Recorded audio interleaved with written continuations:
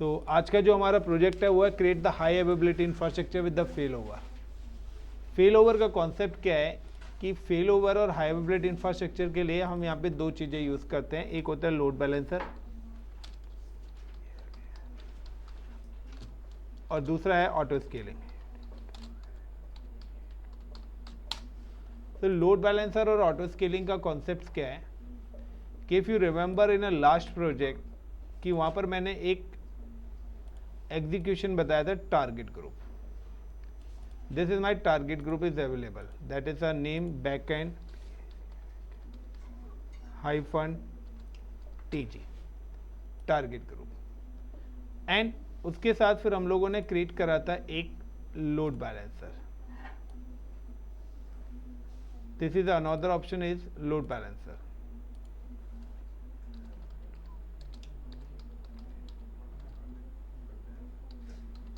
Then फिर हम execute की, फिर उसके बाद हम लोगों ने एक और अपना लिया था इज इट रूट 53। फिर यहाँ पे नेक्स्ट हमारे पास जो सर्विस आई थी रूट 53। देन हम लोगों ने एक डोमेन बाय करा था फ्रॉम गोडैडी।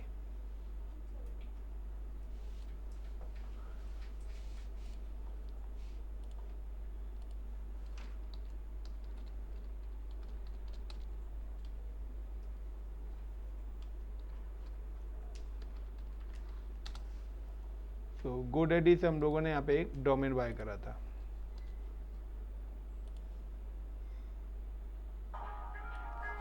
एंड ये जो डोमेन है, this domain is connected with the ISP. ये जो हमारा डोमेन है जो कि हमारे आईएसपी के साथ कनेक्टेड है,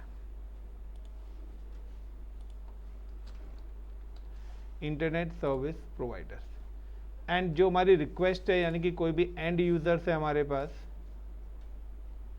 एंड यूजर जो भी कस्टमर्स हैं जो भी हमारी वेबसाइट या हमारी सर्विसेज को ब्राउज़र के थ्रू एक्सेस करना चाहते हैं, वो सारे के सारे हमारे कहलाते हैं end users. This all end users are connected through the internet. अब कोई भी अगर रिक्वेस्ट आता है तो वो रिक्वेस्ट हमारी कुछ इस तरीके से रीडायरेक्ट होती है।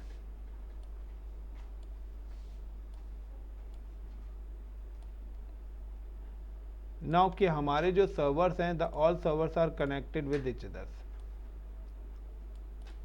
जितने भी सर्वर्स हैं हमारे, वो सारे सर्वर्स हमारे टारगेट ग्रुप यानी कि बैकएंड। बैकएंड मैंने क्यों रखा गया है कि अगर आप अज़ूर क्लाउड पे जाते हैं तो यहाँ पे फ्रंट एंड और बैक एंड होता है। यानी कि जो लोड बैलेंसर है उसके दो पैनल होते हैं, ये होता है फ्रंट एंड और ये होता है बैक एंड। यानी कि आपकी जो पब्लिक रिक्वेस्ट आएगी वो फ्रंट एंड से आएगी। आईएसपी से जो रिक्वेस्ट आएगी, जब भी आप कभी भी सर्च करेंगे तो रूट 53 से देखिए आप जब ट्रैफिक आ रहा है तो फ्रंट एंड पे आएगा, वो आपके पब्लिक से ही आएगा। और बैक एंड लोड बैलेंसर का काम है कि उस ट्रैफिक को रीडायरेक्ट करना कहाँ पर, बैक एंड में। लेकिन ये तो था हाई अवेलेबिलिटी, लेकिन हमें क्या है, फेल ओवर भी साथ में देना है। तो लोड बैलेंसर का बेसिकली काम होता है कि इनको एग्जीक्यूट करना, लेकिन हमें ऑटो स्केलिंग। ऑटो स्केलिंग के लिए सबसे पहले हमारे पास नीड पड़ेगी कस्टम EMI।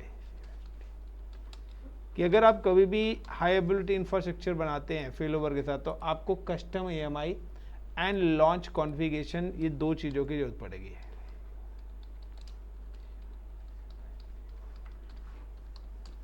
लॉन्च कॉन्फ़िगरेशन या लॉन्च कॉन्फ़िगरेशन और टेम्पलेट्स भी हम बोल सकते हैं इसको। तो यहाँ पर हमें क्या है कि सबसे पहले how to create a custom EMI and launch configuration और टेम्पलेट। तो नाउ कि मैं ऑलरेडी यहाँ पर दो मशीन बना चुका हूँ, इन पर मैं I am just log in 1 by 1, click on connect RDP client, then get password and upload private keys, जो हमने कीज क्रिएट करी है। सबसे पहले I am created 2 custom EMI। मैं यहाँ पर 2 कस्टम EMI बना रहा हूँ। 2 कस्टम EMI बनाने का रीज़न है वो आपको प्रैक्टिकल के एंड में पता लग जाएगा कि मैंने 2 कस्टम EMI क्यों बनाई है।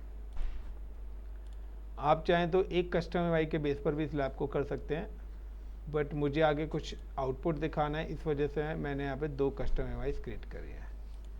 Click on instances, this is another server. Custom UI बनाने के बाद मैं इन सर्वर्स को डिलीट कर दूंगा। Then click on connect, RDP client, get password, then upload,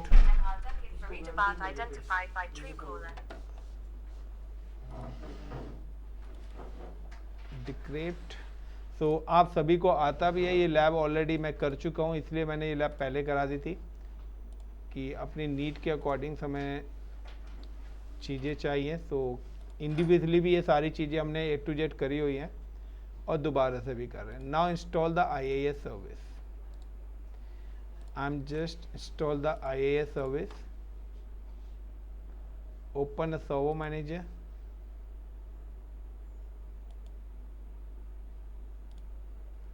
तो जितनी भी 2 मशीन्स बनाई हैं दोनों पर मैं एक एक वेबसाइट डिप्लॉय करा रहा हूँ। देन कस्टम UI, तो मेरी कस्टम UI जब तक बनेगी जब तक हम आगे की चीज़ें डिप्लॉय कर लेंगे। तो अब कस्टम UI होती क्या है, क्यों बनाते हैं, डिफ़ॉल्ट EMIs क्या होती हैं, वो सारी चीज़ें मैंने आपको ऑलरेडी पहले से ही बताई हुई है। ये वाला ले लो, ये ज़्यादा है। ये अगर खराब हुआ ना तो तेरे फेंक के मारूंगा, पता नहीं।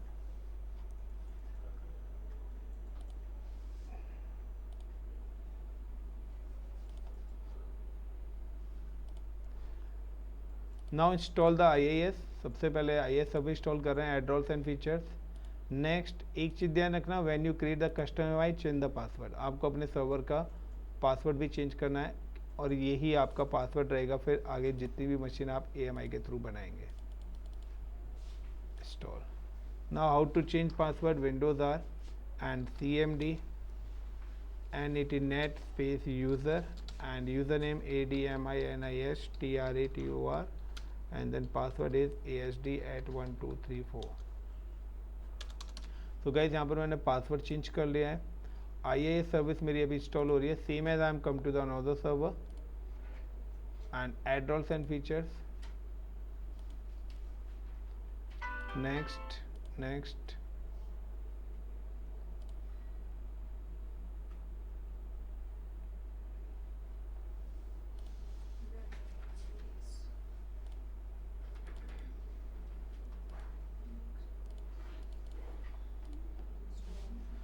now change the password,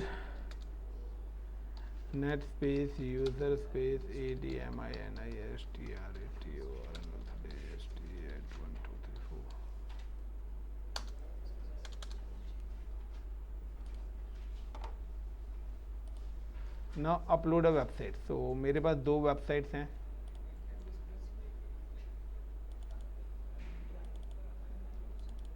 एक वेबसाइट ये है जो कि मैं वेब सर्वर 1 पे एग्जीक्यूट कर रहा हूँ।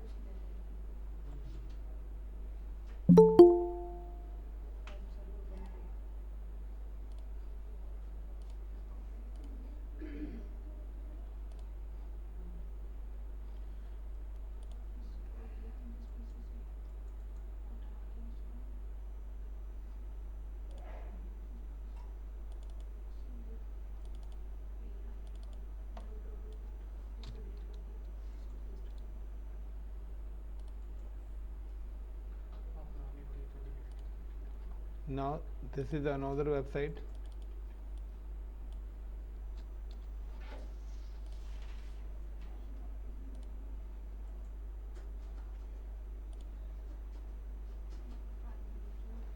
एंड जब भी आप सर्वर बनाएंगे तो पहले एक बार डायरेक्ट सर्वर के IP से आप उसको चेक कर लेना, क्योंकि जब तक कस्टम UI नहीं होगी इसकी कोई भी चीज़ें आप क्रिएट ही नहीं कर पाओगे।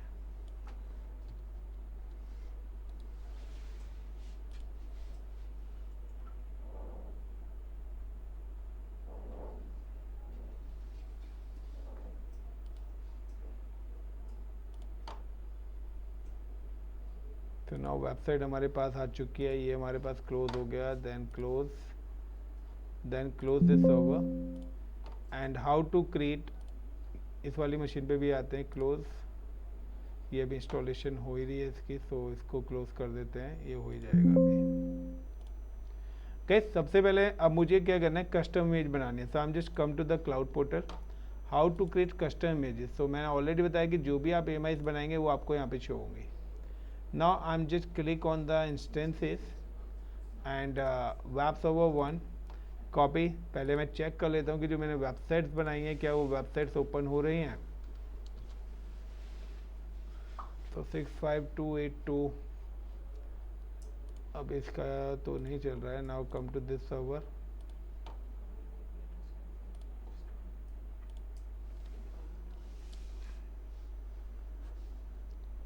तो दो सर्वर्स हैं, दोनों पे अलग अलग वेबसाइट डिप्लॉय कराई है मैंने.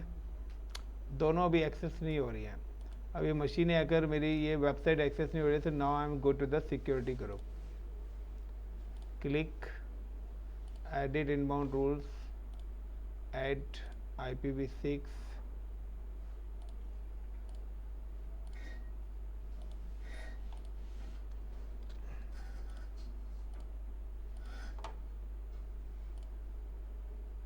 एक मिनट, यहाँ पे कस्टम हो रखा है.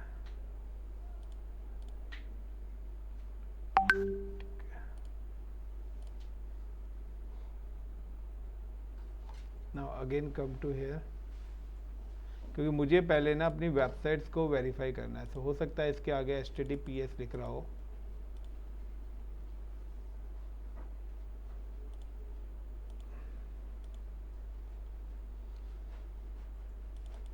तो ये देखिए S लिखा हुआ है, इस वजह से ओपन नहीं हो रहा.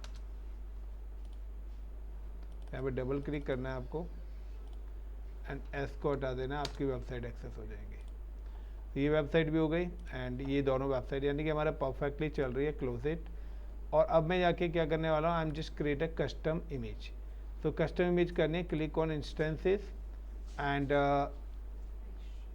Actions, image and templates, create image, give the image name. तो यहाँ पर मैं इमेज का नाम अगर मैं डालता हूँ तो लाइक मैं यहाँ पे डाल रहा हूँ लाइक AMAZON Amazon-AMI. सपोज करिए मैंने ये वाले नाम एक्सेस डाल रहा हूँ अमेजोन. रीज़न है ये वाले नाम रखने के, जानबूझ के रखे मैंने. Add tag name and tagging and create. Then again I am just execute for the AMI for this system.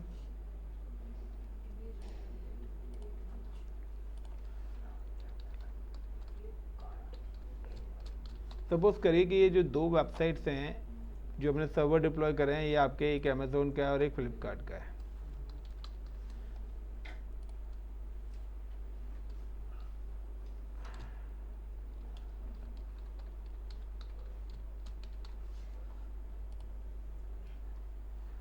So step number 1 कि अब हम कॉन्सेप्ट स्टार्ट करते हैं. अभी हमें क्या करना है कि यहाँ पर ये सारी चीज़ें भी बनानी है. क्लियर. तो now I am just create a target group. सबसे पहले हमने अपनी एक कस्टम AI बनाई. कस्टम AI बनाने के बाद now I am just come to the cloud portals and target group, क्योंकि टारगेट ग्रुप पे हमारे सर्वर्स अटैच होंगे. तो now the create target group, like give the instances और नाम दे दिया SCALING scaling VM-TG. Port number HTTP 80 VPC हम डिफ़ॉल्टी मैं यूज़ कर रहा हूँ, तो मैं डिफ़ॉल्टी ले लेता हूँ. आपकी मर्जी, आप कस्टम भी यूज़ कर सकते हैं. देन नेक्स्ट, कोई सर्वर अभी मैं ऐड नहीं कर रहा हूँ यहाँ पे guys. Is it clear? I am not adding any server. मैं कोई भी सर्वर ऐड नहीं कर रहा हूँ. Then create target group. Now create a load balancer. Create load balancer, click on application load balancer, give the name is like SCALING scaling-LB load balancer. Internet facings IPv4 default VPC में use कर रहा हूँ and I am multi zone infrastructure create करने वाला हूँ. So I am just click A and B. Load balancer का concept क्या है वो मैं आपको ऑलरेडी बता चुका हूँ. नाउ स्केल, जिसके अंदर मैंने ऑल ट्रैफिक करा हुआ है. जो भी लोड बैलेंसर पर ट्रैफिक आएगा इस redirect my scaling VM-TG and create. After that now I am just come to domain registration. तो डोमेन रजिस्ट्रेशन के लिए रूट 53 कि मुझे अपनी जो सर्विसेज हैं वो एक डोमेन नेम से एक्सेस करनी है। तो I am just click on the route 53, then click hosted zone, create hosted zone. Domain name जो है ICCPSS.com है मेरा, और पब्लिक होस्टेड जोन है, यानी कि वर्ल्ड वाइड एक्सेस होगा तो पब्लिक ही होना चाहिए, तो ये आपको बाय करना पड़ेगा। तो ICCPSS.com मेरा है, and then create hosted zone. Now कि जब आप अपना डोमेन रजिस्ट्रेशन करेंगे, it give you the 4 name server records. ये जो नेम सर्वर रिकॉर्ड्स हैं ये आपको उस लोकेशन पे अपडेट करने पड़ेंगे जहाँ से आपने डोमेन बाय करा है। नाउ कि मैंने जो डोमेन बाय करा हुआ है, आई am just by them Hostinger. Sir इसमें एनएस और वो एनपी का क्या मतलब होता है? जैसे स्टार्ट ऑफ अथॉरिटी होता है और एक होता है नेम सर्वर। तो नेम सर्वर से नाउ कि मैंने डोमेन यहाँ से बाय करा हुआ है ICCPSS.com। नाउ मैनेज, यानी कि यहाँ से क्या हो रहा है कि जो होस्टिंगर है ये डोमेन के राइट्स AWS को ट्रांसफ़र कर देगा, कि अब जो काम हम यहाँ पर बैठ के करते हैं वो काम हम रूट 53 से भी कर सकते हैं। तो मैंने क्या करा है कि इससे डोमेन्स के राइट ट्रांसफ़र ले रहा हूँ अपने पास, कि ये जो रिक्वेस्ट है, या तो मैं क्या है, मुझे अगर वेबसाइट ही चलानी है तो मैं होस्टिंग इससे लेता हूँ, तो क्या कि ये मैनेज करेगा। बट मैं चाहता हूँ नहीं, हम तो क्लाउड से लेना चाहते हैं, तो हम अपने डोमेन्स के राइट्स वहाँ पे ट्रांसफ़र करने पड़ेंगे। So now click on the name server and change name server. ये एग्जिस्टिंग नेम सर्वर्स हैं जो फ़िलहाल मैं रिमूव कर रहा हूँ, और इसकी जगह वो 4 नेम सर्वर्स ऐड ऑन करूँगा जो 4 नेम सर्वर्स मेरे को क्लाउड से मिला है। So this is a 1 2 3 4। यहाँ पे इसलिए ज़्यादा एक्सप्लेन नहीं कर रहा क्योंकि मैं ये कल सारी चीज़ें एक्सप्लेन कर चुका हूँ आप लोगों को। तो किस चीज़ का क्या यूज़ है यहाँ तक आपको सभी को पता है, कल वाला ही टॉपिक अभी तक हम रिपीट कर रहे हैं। मैं चाहता तो कल ही ये चीज़ें थोड़ी सी और ऐड ऑन कर सकता था एक चीज़, बट मैंने जानबूझ के ब्रेक करा है टॉपिक।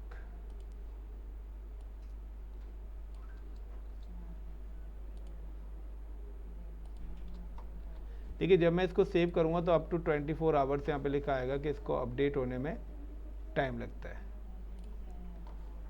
तो गाइस यहाँ पर ये मैंने अपने नेम सर्वर्स को अपडेट कर दिया है। ना जब नेम सर्वर्स को अपडेट कर दिया तो होगा क्या कि अब मेरे पास कंसर्न आ जाएगा कि मेरे पास मेरे डोमेन्स के राइट्स आ जाएंगे। मेरे पास क्या है कि यहाँ पर मैंने GoDaddy से एक डोमेन बाय करा था ICCPSS.com, और नाउ कि इस डोमेन को मैंने क्या कर दिया, रजिस्टर्ड इन AWS रूट 53। इस डोमेन को मैंने रूट 53 करा है, एंड यहाँ पर क्या करा है, update route 53 NS record, NS record का मतलब है नेम सर्वर। तो अभी मैंने जो कनेक्टिविटी करी है वो इसकी करी है कि अगर कोई भी पब्लिक ट्रैफिक ISP से एक GoDaddy पे आता है, कोई भी सर्च करता है, सपोज कोई भी and user search in ICCPSS.com, तो वो जो पब्लिक रिक्वेस्ट है, वो पब्लिक रिक्वेस्ट जो है हमारी, वो मेरी जो रिक्वेस्ट है वो कुछ इस तरीके से रीडायरेक्ट होगी। वो रिक्वेस्ट यहाँ से ISP पे आएगी, ISP से GoDaddy पे। अब GoDaddy क्या करेगा, नेम सर्वर्स कहाँ के, क्लाउड के, तो वो उस रिक्वेस्ट को यहाँ पर रीडायरेक्ट कर देगा। अब ये यहाँ पर किसको देगा, तो लाइक कि यहाँ पर मेरे पास एक लोड बैलेंसर का URL, this is the URL of the load balancer. मैं क्या करूँगा कि इस पर्टिकुलर URL को मैपिंग कर दूंगा इसके साथ, कि अब अगर AWS पे आ रही है कोई भी रिक्वेस्ट, तो यहाँ से ये जो रिक्वेस्ट है, ये रिक्वेस्ट मेरे लोड बैलेंसर पे आ जाए। तो यहाँ पे क्या है कि जब भी मुझे अब क्या इनकी भी मैपिंग करानी पड़ेगी, यानी कि इन दोनों डोमेन्स को आपस में क्या करना पड़ेगा, मुझे मैपिंग करनी पड़ेगी। सो हाउ टू मैप, तो यहाँ पे हम मुझे एक इलियास रिकॉर्ड क्रिएट करना पड़ेगा। तो now I am just come to here load balancer ICCPSS, now create records. आप किस नाम से वेबसाइट ओपन करना चाहते हैं, like I am just mention the india.iccpss.com या ind.iccpss.com। Click on alias. End points load balancer के लिए मैं क्रिएट कर रहा हूँ, तो I am just click network load balancer आ रहा है, यहाँ पे एप्लीकेशन क्लासिक लोड बैलेंसर आ रहा है। सो डिफरेंट सर्विसेज हैं। सो हम लोगों ने अभी यहाँ पे अपना एप्लीकेशन लोड बैलेंसर बनाया है। Then region I am deploy in Mumbai, और ऑटोमेटिकली देखिए यहाँ पर वो नेम आ जाएगा, I am select this load balancer. And then click on create. अब होगा क्या कि मेरी जो इन्फॉर्मेशन है वो इस पर्टिकुलर नाम से एक्सेस होगी। अगर मैं यहाँ पे www देता तो www, अगर मैं कुछ भी नहीं देता तो iccpss.com आप खाली डाल सकते थे। तो आपको जिस नाम से अपनी वेबसाइट, अपनी सर्विसेज एक्सेस करानी हो, यानी कि अब जो भी इंफॉर्मेशन होगी इस नाम से मेरे सिस्टम्स की इंफॉर्मेशन एक्सेस होगी। अब नेक्स्ट पॉइंट आता है कि अब लोड बैलेंसर का क्या काम है। द लोड बैलेंसर का काम है इट डिस्ट्रीब्यूट ट्रैफिक इक्वली, यानी कि जितने भी सर्वर्स मेरे पास टारगेट ग्रुप में हैं उन पर इक्वली क्या करेंगे, ट्रैफिक को डिस्ट्रीब्यूट करेंगे। फिलहाल की कंडीशंस में there is 3 server is available. फिलहाल मेरे पास कितने सर्वर्स हैं, 3 सर्वर्स अवेलेबल्स हैं। यानी कि अगर मैं कहता हूँ एक सर्वर की कैपेसिटी 10 लाख रिक्वेस्ट को मैनेज करने की है, यानी कि 3 सर्वर्स की ये जो मेरा करंट इंफ्रास्ट्रक्चर है 30 लाख रिक्वेस्ट को मैनेज कर सकता है। अगर मेरी रिक्वेस्ट 40 लाख आ गई या 50 लाख आ गई तो ये इंफ्रास्ट्रक्चर मेरा क्रैश हो जाएगा। अब या तो within a second, with in a minute हम 2-4 सर्वर्स लगाएं, जो कि पॉसिबल नहीं है, और 24/7 नहीं। अब रात को 2 बजे आया, लाइक फ्लिपकार्ट की सेल चल रही है, अमेजोन की सेल चल रही है, तो उसमें तो हमें पता ही नहीं ना कि कितना ट्रैफिक आएगा। तो हम यहाँ पे कितने सर्वर्स ऑन रखे हैं, सपोज करो आपने 100 सर्वर्स ऑन कर दिए, रिक्वेस्ट 20 लाख ही आ रही है, तो 80 सर्वर जो एक्स्ट्रा लगाए हैं उनका चार्जेस कितना बन जाएगा। यस नो, यानी कि हमें क्या है, बिलिंग को भी कंट्रोल करना है, बैकबोन को भी कंट्रोल करना है और फेलओवर को भी कंट्रोल करना है। तो इस पूरे प्रोसेस के लिए हम लोग यहाँ पे यूज करते हैं स्केलिंग का, ऑटो स्केलिंग।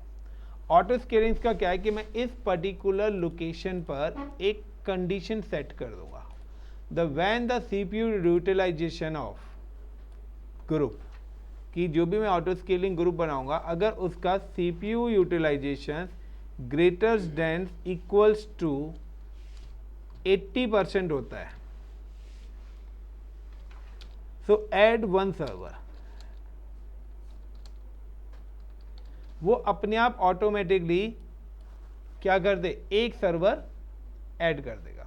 यानी कि यहां पर टोटल 3 सर्वर मशीन है, तीनों मशीन का नहीं, इस ग्रुप का मतलब है कि तीनों मशीन का अगर 80% यूज हो जाएगा तो ऑटोमेटिकली यहां पर वो एक और सर्वर ऐड कर देगा। अब इन चारों मशीन का जब 80% यूज हो जाएगा तब वो 5वां सर्वर ऐड करेगा।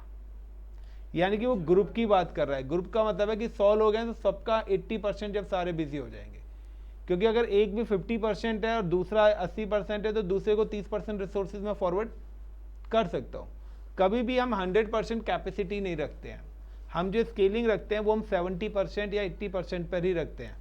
रीज़न क्या है कि अगर लोड बढ़ा तो वो 20% जो है वो बैकअप होता है जब तक दूसरा सर्वर हमारा आ नहीं जाता है, क्योंकि अगर हमने 90% 95% रखा तो वो तो 5 मिनट के अंदर क्रॉस कर देगा तो सर्वर क्रैश हो जाएगा। तो 25% का जो हम गैप अप लेके चलते हैं। तो लाइक कि यहाँ पर मैंने कहा कि अगर मेरे सर्वर्स का लोड बढ़ रहा है तो ऑटोमेटिकली मेरे यहाँ पर सर्वर्स इंक्रीज होने स्टार्ट हो जाए। तो जितने भी लोड बढ़ता जाएगा, मैंने बैकबोन में नंबर्स डाल दिए 500, 1000, 10,000, 20,000 सर्वर, तो उस हिसाब से आपके सर्वर्स यहाँ पे बनने स्टार्ट हो जाएंगे। बट जब ये इतने सारे सर्वर्स बन रहे हैं तो इसी सर्वर्स के हिसाब से आपका नेटवर्क भी बना हुआ होना चाहिए। यानी कि अगर आप 1000 सर्वर ले रहे हैं तो 1000 VPCs के अंदर IPs भी आपके पास होने चाहिए। यानी कि अगर आप बैकबोन नेटवर्क बना रहे हैं तो बैकबोन नेटवर्क के लिए भी वही इंफ्रा रिक्वायर्ड है। अगर आप 100 सर्वर्स हैं तो 100 सर्वर्स को रखने की जगह उनका कम्युनिकेशंस के लिए IP, वो सारी चीज़ें भी क्या हैं, आपने क्या करा, VPC में तो 100 IP डाल रखे हैं, स्केलिंग में डाल दिया 500 सर्वर्स, तो जब IP नहीं मिलेंगे तो वो स्केलिंग आपकी क्रैश कर जाएगी। नाउ दूसरा क्या है कि व्हेन द 80% से अगर इस ग्रुप की कैपेसिटी 80% से डाउन जाती है, अब 80% था कि 1 घंटे के लिए लोड आया था 1 करोड़, उसने 100 सर्वर्स बना दिए, अब लोड दोबारा से क्या हो गया 60% आ गया, तो ऑटोमेटिकली सर्वर्स क्या हो जाएं, इमीडिएटली रिमूव हो जाएं। जितने भी सर्वर्स लगाए हैं सारे के सारे सर्वर्स यहाँ से रिमूव। यानी कि अगर 1 घंटे के लिए सर्वर्स बने तो मेरा चार्जेस 1 घंटे का लगेगा। दूसरा यहाँ पे एक और आती है डिजायर कैपेसिटी। हमारे पास यहाँ पे एक और चीज आती है, यहाँ पे इसी के अंदर आती है डिजायर कैपेसिटी। डिजायर कैपेसिटी यानी कि मैक्सिमम और मिनिमम। तो मैक्सिमम मिनिमम का कॉन्सेप्ट क्या है कि मैं चाहता हूं कि मैक्सिमम 500 सर्वर बन सके, मिनिमम में मैंने सपोज कर दिया, मेंशन कर दिया 2, यानी कि 2 ऑलवेज एक्टिव रहे। 2 तो हमेशा चालू ही रहनी चाहिए। यानी कि अगर यहाँ पे इस ग्रुप के हिसाब से चलें तो यहाँ पे मैं कर देता हूँ 3 का मतलब है कि मैंने बोला कि यहाँ पर इस पर्टिकुलर लैब के अंदर 3 स्टूडेंट हमेशा रहने चाहिए। यानी कि अगर एक बाहर जा रहा है तो उसकी जगह एक यहाँ पर आना चाहिए जब तक आप बाहर नहीं है, यानी कि मिनिमम 3 ऑलवेज एक्टिव। अब ये कंडीशन किसको रिप्रेजेंट करती है कि in case your server is goes down, किसी भी रीजन से आपका सर्वर क्रैश हो जाता है तो आपके पास कितने एक्टिव सर्वर बने? 2। वो दोबारा से इसको चेक करेगा कि नहीं मेरे को कंडीशन दी हुई है 3, वो इमीडिएटली यहाँ पे एक सर्वर और बना देगा। अब यहाँ पे लोड से कोई लेना देना नहीं है। डिजायर कैपेसिटी का मतलब है कि ऑलवेज कितने बंदे यहाँ पर रहने चाहिए, इससे कम नहीं चाहिए। बाकी लोड इंक्रीज डिक्रीज हो रहा है वो सेकंड मैटर है, बट फिलहाल प्रेजेंट में इतने लोग एक्टिव होने चाहिए। तो that's it called the desire capacity. अब यहाँ पे पॉइंट क्या आता है कि जब भी सर्वर्स बनेंगे, अब हम कह रहे हैं वेबसाइट, सपोज करो हमने यहाँ पे कोई वेबसाइट डिप्लॉय करी है, अब ये सर्वर क्रैश कर गया तो नए सर्वर पे भी सेम ही वेबसाइट आनी चाहिए, यानी कि मिरर कॉपी होना चाहिए ना। जो काम पहले सर्वर से हो रहे हो वो क्रैश हो गया तो वही काम दूसरा सर्वर भी मुझे रिप्लाई करे। तो मिररिंग के लिए we are using the custom AMI कि हमारी सर्वर्स की मिररिंग मिले, वही चीज जो सर्वर 1 पे थी वही सर्वर 2 से मिले, तो उसके लिए हमने क्या यूज करी है? Custom AMI। दूसरा सर्वर की हार्डवेयर कॉन्फ़िगरेशन, यानी कि वो किस VPC से कनेक्ट होगा, क्या उसका सिक्योरिटी ग्रुप होगा, क्या उसका की पेयर होगा, ये सारी चीज के लिए हमें लॉन्च कॉन्फ़िगरेशन बनानी पड़ेगी जिसको हम लॉन्च टेम्पलेट्स भी बोलते हैं। सो नाउ कि कस्टम AMI के बाद now we have create the launch templates. So how to create launch template? तो उससे पहले लाइक हम रूट 53 कर चुके हैं, लोड बैलेंसर भी कर चुके हैं, टारगेट ग्रुप भी कर चुके हैं। नाउ टारगेट ग्रुप के अंदर मैंने अभी कोई भी सर्वर्स अटैच नहीं करे। Now you can see I am just come to the EC2 and check the AMI कि मैंने AMIs बनाई थी तो मेरी कस्टम AMIs यहाँ पर बन चुकी हैं गाइस। नाउ कि जो भी मेरे एक्टिव सर्वर्स थे उन सारे सर्वर्स को मैं टर्मिनेट कर रहा हूँ, यानी कि मेरे पास कोई भी सर्वर एक्टिवेट नहीं है। Now I am create a launch templates. तो EC2 launch template streamline simplify and standardization strength launching, यानी कि विद इन अ सेकेंड आपका सर्वर बन सकता है। इससे आपने क्या करा, पहले से ही सारी चीज़ें ऐड ऑन कर दी। अभी क्या जब हम लॉन्च स्ट्रेंथ करते हैं तो हर चीज़ 1 बाय 1 सेलेक्ट करते हैं ना, कौन सा VPC कौन सा सिक्योरिटी ग्रुप, वो पहले से यहाँ पे सेट करके रख देंगे, बार बार सेलेक्ट करने की ज़रूरत नहीं पड़ेगी। लॉन्च टेम्पलेट्स नेम लाइक का मैंने यहाँ पे दे दिया FLIP Flipkart. Then source templates कुछ नहीं दे रहा हूँ यहाँ पे। AMI, तो AMI का मतलब है माई AMI सेलेक्ट कर रहा हूँ मैं यहाँ पे, जो मैंने यहाँ पे खुद से बनाई है। तो यहाँ पे फ्लिपकार्ट की AMI मैं यहाँ पे सिलेक्ट कर रहा हूँ। Got it the point. Instance types, यानी कि आपके जो सर्वर्स बने उनकी हार्डवेयर कॉन्फ़िगरेशन क्या होनी चाहिए। आई एम सेलेक्ट द T2.micro। की pair don't include, I know the password, मुझे एक कस्टम AMI का पासवर्ड पता है तो मुझे की पेयर की नीड। नेटवर्क्स, मैं यहाँ पे कोई भी नेटवर्क्स नहीं सिलेक्ट करा है, क्योंकि अगर मैंने यहाँ पे जोन A सिलेक्ट कर दिया तो ये मशीन जोन A में ही जाके कलेक्ट होगी। मैं चाहता हूँ जोन A हो या जोन B हो अपने आप जाके ये सिलेक्शन करे। तो यहाँ पर मैं कोई जोन भी सिलेक्ट, यहाँ पे जो नेटवर्क आप सिलेक्ट करोगे फिर वो उसी नेटवर्क पे जाके ही कनेक्ट होगी, और अगर वो नेटवर्क उसको नहीं मिला तो ये मशीन भी कनेक्ट नहीं होगी। Security group, now allowed select the existing security groups. And storage, तो आप देख सकते हैं यहाँ पे वही स्टोरेज यहाँ पर आपको मिलेगा पूरा का पूरा जो यहाँ पर पहले 30 GB आ रहा था। क्लियर। And now launch. अगर आपकी लॉन्च टेम्पलेट्स के अंदर कोई भी इशू है तो आपको आगे चल के एरर आएगा। तो again I am create a one more launch templates. ये फ्लिपकार्ट का बनाया था, क्रिएट लाइक अमेजोन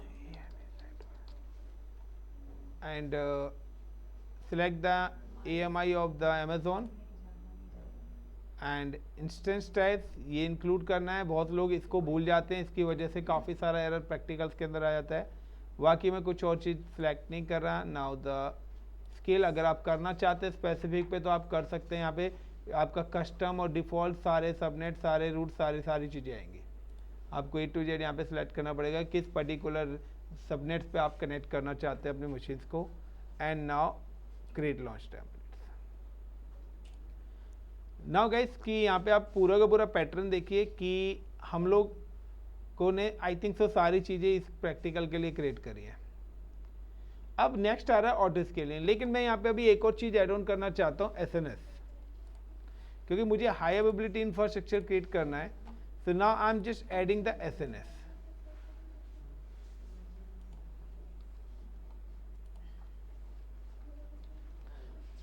तो यहाँ पर क्या कर रहे हैं, हम just add the auto scaling. So मैं ऑटो स्केलिंग ग्रुप जब क्रिएट करूंगा तो मैं इसको यूज करूंगा ऑटो स्केलिंग ग्रुप के लिए।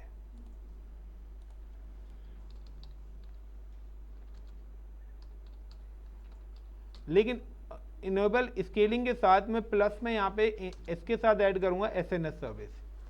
एसएनएस सर्विस क्या है, सिंपल नोटिफिकेशन सर्विस, यानी कि मैं चाहता हूं कि अगर मेरा कोई भी सिस्टम क्रिएट हो रहा है या फेल हो रहा है उसके अलर्ट्स मुझे मिले, क्योंकि मैं 24/7 तो रह नहीं सकता।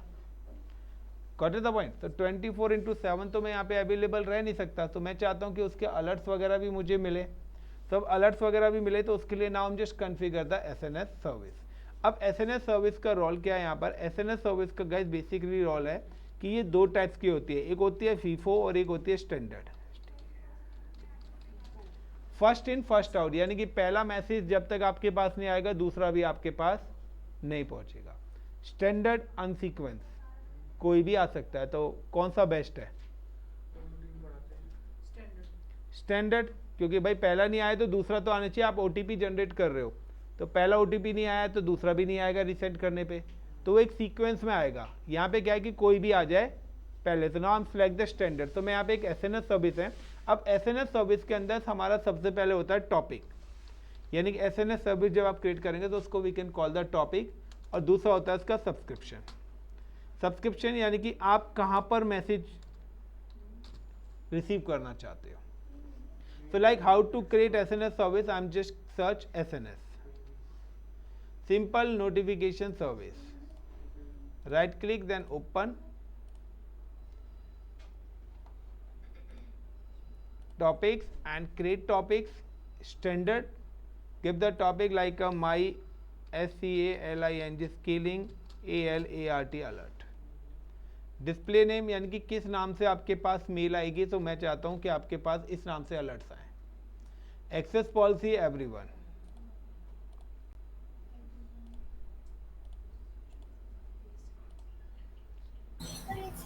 सर स्टैंडर्ड और वो FIFO में क्या डिफरेंस है? फर्स्ट इन फर्स्ट आउट, पहला सीक्वेंस में आएगा एक। अच्छा, clear? So now create. After that now subscription, कि आप जो है ये मेल यानी कि जो अलर्ट्स हैं वो कहाँ पे आएंगे, उसके लिए आपको क्रिएट सब्सक्रिप्शन करना पड़ेगा। Select the topic. देन यहाँ पे आपके पास आ रहा है कि आप अपने फ़ोन नंबर भी लेना चाहते हैं, आपके पास कोई टोल फ्री नंबर्स है या आपकी कंपनी ने कोई पोर्टल बना रखा है। नाउ वी आर यूजिंग कि मैं यहाँ पर ईमेल पे लेना चाहता हूँ। आई am just put the email ID ICCP-North-India@gmail.com। मैं अपने इस पर्टिकुलर ईमेल ID पर लेना चाहता हूँ alerts. Then create. Now you can see कि ये जब तक पेंडिंग रहेगा जब तक मैं इसको एक्सेप्ट नहीं करूँगा। So now I am just go to the email IDs and refresh करता हूँ मैं यहाँ पे। समटाइम्स मेरे इनबॉक्स में नहीं आता है तो you can check the spam. तो देखिए यहाँ पे आ रहा है माई स्केलिंग अलर्ट, और मैं यहाँ पे क्या करूँगा, इसको जाके कंफर्म कर दूंगा। Now I am just confirm this alert, then close it. सब जो भी मेरी मेल्स आएंगी वो पर्टिकुलर इसी लोकेशन पर आएंगी। Clear the point? अब आप वहाँ पे जाके देखेंगे so now you can see कि यहाँ पर आपके पास, इसको भी मैं क्लोज कर देता हूँ, ये मेरा कंफर्म हो चुका होगा। SNS service ready. अब now I am just configure the auto scaling group. जब मैं ऑटो स्केलिंग ग्रुप इनेबल करूँगा तो ये सारी चीज़ें जितनी भी मैंने बनाई हैं ये सब मुझे इसके अंदर ऐड ऑन करनी पड़ेंगी, यानी कि आपका load balancer, launch configurations, SNS service, VPC, ये सारी चीज़ें जब आप ऑटो स्केलिंग ग्रुप बनाएंगे, आपका CPU यूटिलाइजेशन स्केलिंग कब होनी चाहिए, डिज़ायर कैपेसिटी, मैक्सिमम कैपेसिटी, ये सारी चीज़ें एक साथ ऑटो स्केलिंग के अंदर ऐड ऑन करनी पड़ेगी। इनमें से अगर कोई भी एक चीज़ नहीं है तो आपका लैब नहीं होगा।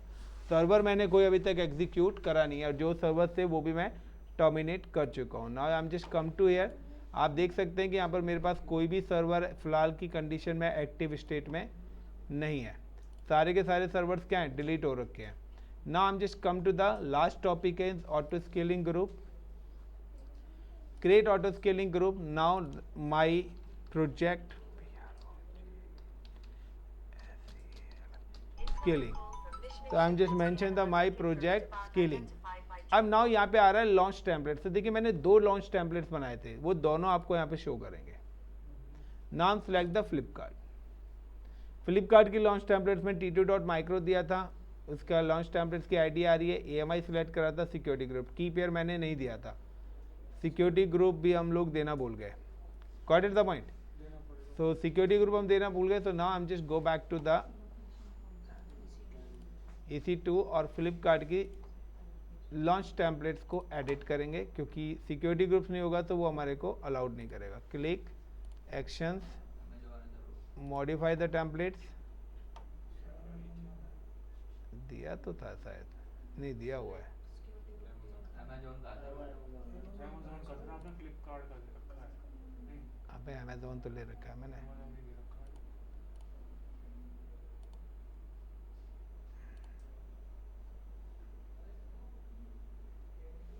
दोनों में ऐड है, मतलब वो उसका स्केलिंग, उसका लोड बैलेंसर कर लेगा फिर वहाँ पे, कोई नहीं। नाउ नेक्स्ट देखते हैं, अगर एरर देगा तो हम चेंज कर लेंगे। नेक्स्ट करा, वो पूछे किस पर्टिकुलर नेटवर्क से, तो मैं इसी नेटवर्क से हूँ। Select the subnet. तो आपने जो लोड बैलेंसर में सिलेक्ट करा है वो यहाँ पर भी सिलेक्ट करना, A और B। नाउ अब आ रहा है यहाँ पे आपका अवेलेबिलिटी जोन्स को, मल्टी जोन हमने लिए हैं। नेक्स्ट, अब जो लोड है वो कहाँ से आएगा, हमारे ऑटो स्केलिंग पे लोड बैलेंसर के थ्रू आएगा। और जो सर्वर्स हैं वो कहाँ पर हैं, लोड बैलेंसिंग के साथ ही टारगेट ग्रुप अटैच है। तो लोड बैलेंसर ट्रैफिक कहाँ पे रिडायरेक्ट करेगा, टारगेट ग्रुप। तो अटैच टू द एग्जिस्टिंग और न्यू वन। तो आप विदाउट भी कर सकते हैं या न्यू भी, बट हमने तो बनाया हुआ तो अटैच द एग्जिस्टिंग। यहाँ पे मेरे पास जो नाम आएगा वो आएगा मेरा स्केलिंग VM। तो application load balancer scaling LB। तो नाउ सिलेक्ट, मैंने वो नेम सिलेक्ट कर लिया जो अपने लोड बैलेंसर और टारगेट ग्रुप का था। तो टारगेट ग्रुप, लोड बैलेंसर दोनों एक ही चीज़ है, उनको 2 पैरामीटर्स में डाल दिया गया, फ्रंट एंड और बैक एंड का। तो यहाँ पे आपका TG का नाम आएगा। नाउ आपस में ये क्या करेंगे, एक दूसरे को ट्रिगर्ड करेंगे। ऑप्शनल है, हेल्थ चेक में ये एक दूसरे को ट्रिगर्ड करेंगे। मैं चाहता हूँ कि लोड बैलेंसर और टारगेट ग्रुप एक दूसरे की कनेक्टिविटी को चेक करें एवरी 300 सेकेंड और एवरी 100 सेकेंड्स। ट्रिगर्ड एक दूसरे की कनेक्टिविटी को चेक करना। देन नेक्स्ट, अब आ रहा है डिज़ायर कैपेसिटी। आप कितने सर्वर्स मिनिमम चाहते हो। नाउ कि मैंने मेंशन कर दिया, मेंशन द 2 सर्वर्स, कि मेरे पास 2 सर्वर्स ऑलवेज एक्टिव रहें। तो लाइक 2 और मैक्सिमम 20 क्यों, कि कभी कभार क्या होता है, अनवांटेड अटैक्स मेरे पास आते हैं जो मेरे CPU यूटिलाइजेशन को इंक्रीज कर देते हैं। तो उस केस में अगर मैंने यहाँ 2000 कर दिया तो मेरे तो 2000 सर्वर एक झटके में बन जाएंगे। तो लाइक कि मैंने 20 करा है कि अगर मुझे पता है कि लोड अगर बढ़ा है तो मैं मॉनिटर करूंगा कि इट्स अ जेन्युइन लोड और कोई मेरे पास अटैक आया है। यस है नो, क्योंकि कहते हैं ना कि आपके बैकअप में कोई चीज़ रखी हुई है, वो एकदम से सारी चीज़ यूज़ हो जाए तो क्या जेन्युइन तरीके से यूज़ हुई है या किसी ने फ्रॉड तरीके से यूज़ करी है वो। तो दैट्स वाई कि हम 20, क्योंकि मुझे अगर एडिट भी करना है तो मुझे हार्डली 1 मिनट भी नहीं लगेगा इसको 20 से 2000 करने में। एडिट में जाऊँगा, मॉडिफाई पे क्लिक करूँगा, 20 की जगह 2000 करके अप्लाई कर दूँगा। अब आ रहा है ऑटो स्केलिंग पॉलिसीज। तो ऑटो स्केलिंग पॉलिसीज में टारगेट ट्रैकिंग पॉलिसीज आप करना चाहते हैं तो यस, मैं चाहता हूं कि when the CPU utilization of 80%। Now instance वार में मुझे सिस्टम चाहिए विद इन 100 सेकेंड्स, कि अगर कुछ भी होता है तो मुझे 100 सेकेंड्स में मुझे क्या चाहिए, एक सर्वर मेरा रिक्वायर्ड होगा मुझे। तो now I am just mention कि मुझे 100 सेकेंड्स के अंदर सर्वर मिल जाए अगर मेरे ऑटो स्केलिंग ग्रुप का 80% यूटिलाइजेशन। 80% का मतलब है जितने सर्वर्स, डिज़ायर सर्वर्स का यूटिलाइजेशन अगर 80% होना स्टार्ट हो जाए तो वो मेरे को नीड पड़ेगा इमीडिएटली एक server. Then click on the next. मुझे अलर्ट्स भी चाहिए कि कोई भी सर्वर डिलीट हो रहा है या हैंग हो जा रहे हैं तो मुझे अलर्ट्स भी मिले। तो किस किस चीज़ के, लॉन्च इंस्टेंस हो रहा है, टर्मिनेट हो रहा है या कोई फेल्ड हो रहा है, इन सारी चीज़ के मुझे अलर्ट्स भी चाहिए। वाया किसके, माई स्केलिंग अलर्ट जो मैंने एसएनएस बनाई है और इस पर्टिकुलर ईमेल आईडी पर जो हमने ऑलरेडी एसएनएस है, अगर वो कॉन्फ़िगर नहीं होगा तो यहाँ पर ये भी चीज़ आपको शो नहीं करेगी। तो पहले से वो सारी चीज़ें रिकॉन्फ़िगर होनी चाहिए आपकी। Next tag. टैग का मतलब है कि आप चाहते हैं कि आपके जो भी ऑटोमेटिकली सर्वर्स बने उनका नाम क्या है। तो लाइक मैं यहाँ पे NAME नेम स्केलिंग VM और नाउ आगे लिख दिया टैग अ न्यू इंस्टेंस, जो भी नए इंस्टेंस आ रहे हैं वो इसी के हिसाब से बने। Then next and create auto scaling group. DevOps मेरे हिसाब से वो अलर्ट्स मॉनिटरिंग टूल्स पे आ जाते होंगे, तो मतलब आप अभी ईमेल पे डाल रहे हो वो तो मैंने अभी कहीं सर्वर बनाए हैं? नहीं बनाए ना। ऑटो स्केलिंग जब भी करेंगे तो आपको मैनुअल सर्वर्स नहीं बनाने, सर्वर्स अपने आप बनेंगे। और वो सर्वर्स को अगर आप डिलीट कर दोगे तो सर्वर्स अपने आप बनते ही रहेंगे, क्योंकि वो डिजायर कैपेसिटी की कंडीशन को बार बार चेक करता रहेगा। अभी तक आप क्या करते थे, काम करा सर्वर डिलीट करके चले गए। इसमें ऐसा मत करना। यहाँ अगर काम करा सर्वर डिलीट करा, 1 मिनट बाद देखोगे फिर से बन जाएंगे अपने आप। यहाँ पे आपको ऑटो स्केलिंग ग्रुप ही डिलीट करना पड़ेगा, तभी वो प्रोसेस रुकेगा, अदरवाइज वो प्रोसेस नहीं रुकेगा, वो चेन चलती रहेगी। दूसरी बात कि कंडीशन ये है कि ऑटो स्केलिंग के साथ साथ जितनी भी चीज़ें बनाई हैं वो सब भी आप डिलीट कर देना, वरना आपका बिल भी चलता रहेगा। Now I am just click on EC2 and instances में देखिए तो यहाँ पर आपके वो सर्वर्स बन चुके होंगे। तो मेरी अगर स्केलिंग प्रॉपर से हुई है तो मेरे पास वो सर्वर्स विजिबल होंगे। तो अभी मेरे पास सर्वर्स आए नहीं है, अभी स्केलिंग चल रही है क्या मेरी? अच्छा ऑटो स्केलिंग से जो बंद करे थे वो भी आ जाएंगे, मतलब वो भी चालू हो जाएंगे? नहीं, ऑटो स्केलिंग से बंद तो कोई करे ही नहीं थे, टर्मिनेट जो हो गए वो नहीं आएंगे। हाँ वही तो। एक्टिव सर्वर रखेगा, बंद वाला है तो फिर वो दोबारा नहीं बना देगा। एक्टिव का मतलब चालू, तो एक्टिव सर्वर्स होने चाहिए। अभी ये क्या कर रहा है, सारी चीज़ों को अपडेट कर रहा है अभी स्टेटस। इतनी जल्दी तो आ जाते हैं अब तक, तो इतना टाइम क्यों लग रहा है?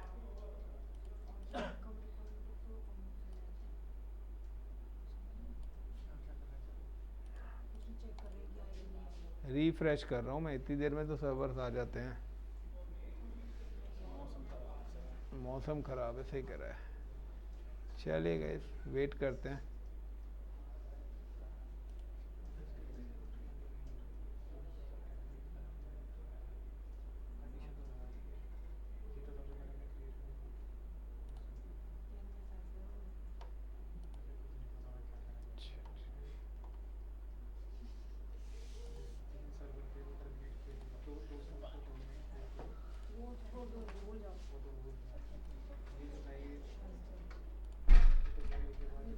कमाल है। अंजलि क्या इशू हुआ, सर्वर नहीं आए?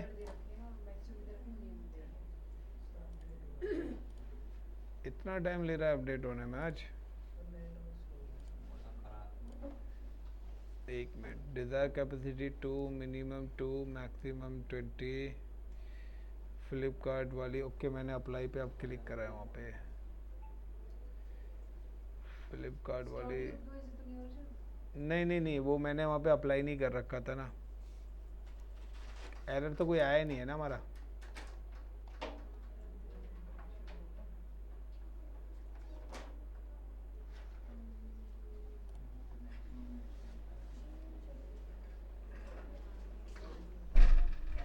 देखिए यहाँ पे लिखा तो आ गया ना, 2 इंस्टेंसेस, ये आ गया।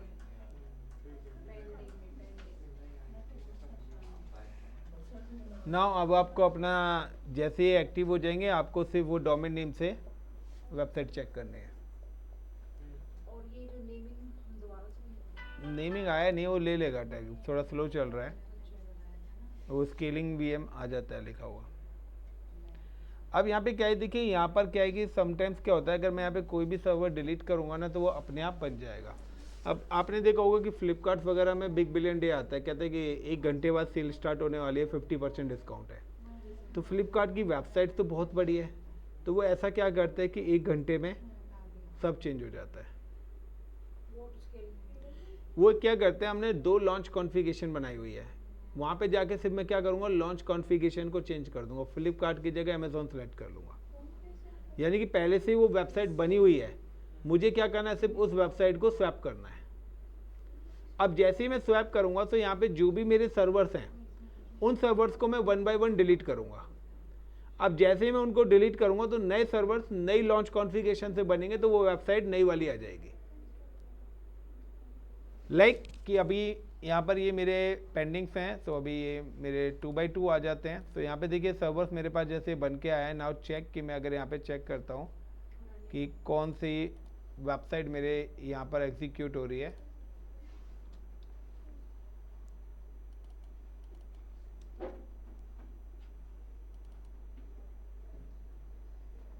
क्लियर, नाम से एक्सेस करके देखते हैं। तो हमने क्या नाम दिया था, ind.iccpss.com।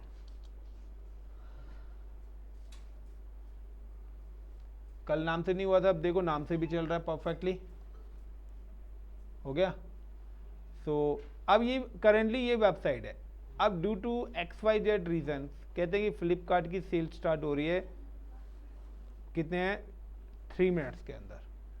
मैं यहाँ पे सिंपली क्या करूँगा, I am just come to auto scaling को एडिट करा एंड यहाँ पे सिर्फ चेंज कर दूंगा अमेज़ॉन एंड अपडेट। लेकिन जो मेरे नए सर्वर्स बन चुके हैं उन सर्वर्स पे तो वही वेबसाइट आ रही है। अब सर्वर बहुत सारे होंगे तो एक साथ तो हम करेंगे नहीं, क्योंकि अगर एक साथ डिलीट कर दे तो सारे सर्वर्स, वेबसाइट मेरी क्या हो जाएगी, डाउन हो जाएगी 1-2 मिनट के लिए। हम क्या करते हैं, रियल टाइम सिनेरियो में 1 बाय 1 करते हैं। यहाँ मैं क्या करता हूँ, एक ही साथ डिलीट कर रहा हूँ फिलहाल, क्योंकि मैंने आपको बताया कि अगर आप सर्वर टर्मिनेट भी कर देंगे तो ऑटो स्केलिंग क्या चेक करेगी, अब जैसे सर्वर डिलीट हुए वो दोबारा से डिज़ायर कैपेसिटी चेक करेगी। नाउ डिज़ायर कैपेसिटी मेंटेन कि हमारा जो नेटवर्क है कि 2 सर्वर्स ऑलवेज एक्टिव होने चाहिए। करंट कंडीशन क्या कह रही है, कोई भी सर्वर एक्टिव। अब वो दोबारा से लॉन्च कॉन्फ़िगरेशन के पास जाएगा और वहाँ से 2 सर्वर बनाएगा।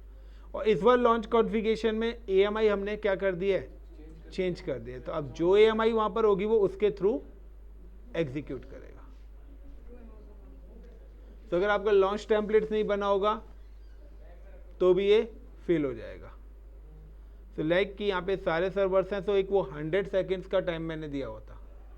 तो within up to 100 second यहाँ पे आपको सर्वर्स विजिबल हो जाएंगे जैसे ये डाउन होंगे।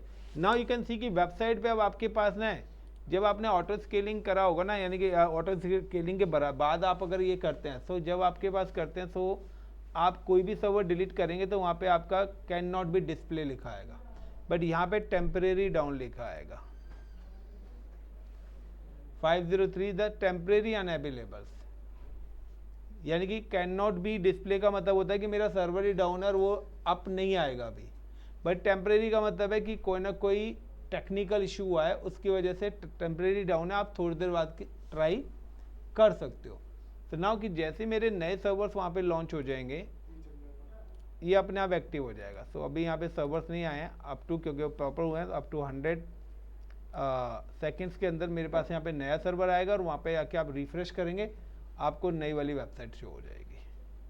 तो ये पूरा का पूरा प्रोसेस है आपका कि एक हाई अवेलेबिलिटी इंफ्रास्ट्रक्चर आपका इसी तरीके से क्रिएट होता है। अब यूज़र यहाँ पे सर्च कर रहा है, यहाँ से रिक्वेस्ट यहाँ आई, यहाँ से रूट 53 का रोल क्या है, लोड बैलेंसर का रोल क्या है, फिर टारगेट ग्रुप का रोल क्या है, फिर ऑटो स्केलिंग का रोल क्या है, फिर SNS सर्विस का रोल क्या है। तो ये सारी की सारी चीज़ें। Now I am just go to the email. ये देखिए यहाँ पर मेरे पास अभी यहाँ पर अलर्ट्स भी आने स्टार्ट हो जाएंगे, क्योंकि हम तो फ्री वाले पे ले रहे हैं। तो यहाँ पे एक अलर्ट्स आया भी है कि री सब्सक्राइब्स के लिए आ रहा है, बट थोड़ी बहुत देर में मेरे पास यहाँ पे नोटिफिकेशंस आने भी स्टार्ट हो जाएंगे।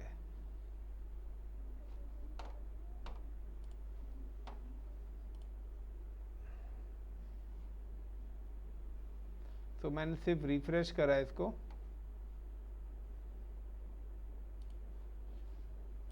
एक जगह मैंने IP से मशीन खोली हुई डायरेक्ट, तो ये तो चलेगी नहीं क्योंकि ये वाला सर्वर तो क्रैश हो चुका है मेरा।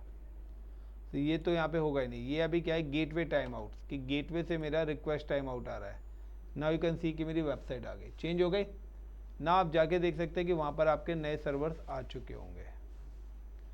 ये एक सर्वर आया अभी, जैसे ही इनिशियलाइज हुआ उसने वहाँ पर वेबसाइट को पब्लिक। अगर मैं 1 बाय 1 करूँगा तो मेरी वेबसाइट डाउन ही नहीं होगी, क्योंकि एक सर्वर डाउन करा, लोड बैलेंसर क्या करेगा, रिक्वेस्ट को दूसरे सर्वर पे भेज देगा। तो क्योंकि मेरी जो रिक्वेस्ट है वो डायरेक्ट सर्वर पे नहीं आ रही ना, वो तो लोड बैलेंसर से है। लोड बैलेंसर कह रहा है टारगेट ग्रुप में जो भी सर्वर फ्री होगा मैं उसके पास भेज दूंगा। अब एक सर्वर डाउन होगा वो दूसरे पे, आप डिलीट करते रहो, सर्वर्स बनते रहेंगे। नाउ कि ये आपकी लैब कंप्लीट होती है, this is a big project. इससे आगे लाइक का स्टोरेज ऐड करना है, डेटाबेसेस ऐड ऑन करना है, तो वो सारी चीज़ें अभी हम अब आगे नेक्स्ट लेवल्स में पढ़ेंगे। नाउ कि आप एक चीज़ ध्यान रखना कि आपको ये डिलीट भी करना होगा। जब तक ये डिलीट नहीं होगा तो आपका वो प्रोसेस रुकेगा नहीं। तो नाउ सिलेक्ट एंड डिलीट। जैसे मैं डिलीट कर दूंगा वो सारी की सारी चीज़ें आपकी स्टॉप हो जाएंगी अपने आप। Now I am just come to the route 53। तो रूट 53 कॉस्टली सर्विस है।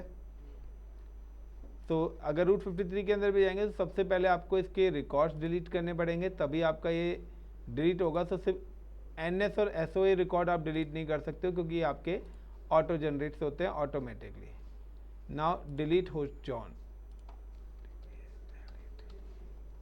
तो जो भी चीज़ें मैंने बनाई है वो सारी चीज़ें मैं डिलीट कर रहा हूँ। Next I am come to the EC2, again back to the EC2। I am just create a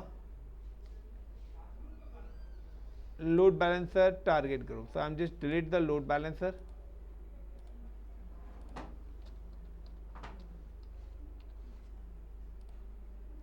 Then load balancer के साथ टारगेट ग्रुप है, तो पहले आप टारगेट ग्रुप डिलीट करेंगे तो वो नहीं होगा, पहले आपको लोड बैलेंसर ही डिलीट करना पड़ेगा, then target group,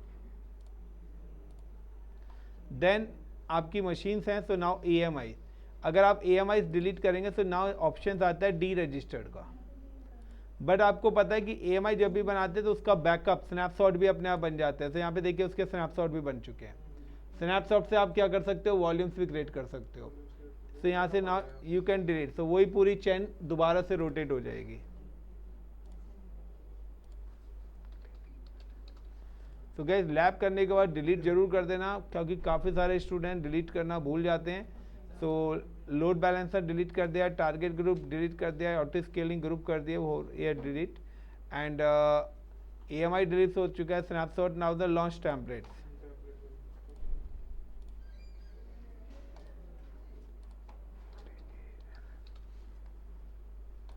so all the best. हमारे EC2 फिनिश हुआ है। VPC में अभी हमारा आई थिंक से एक टॉपिक बचा हुआ है, the communication between different regions.